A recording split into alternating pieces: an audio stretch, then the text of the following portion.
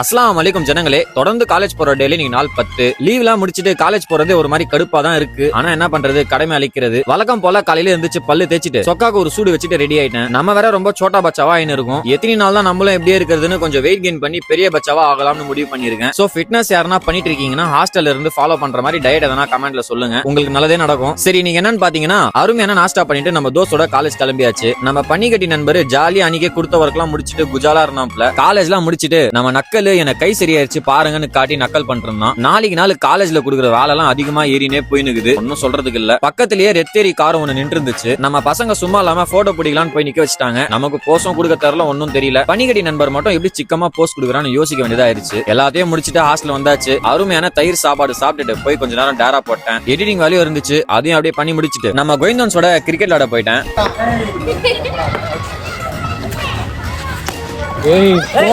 விளையாடி முடிச்ச அப்புறமா நம்ம தம்பி நான் ஸ்டெம்பிங் பண்ணி தான் போவேன்னு அடம் பிடிச்சிட்டு இருந்தாப்ல. சரி, அப்படியே மொல்லமா நடந்து போய் ஒரு இளநீரை போட்டாச்சு. ஒட்டாத உன்னோட கதை உள்ளூருக்குள்ள செல்லாது.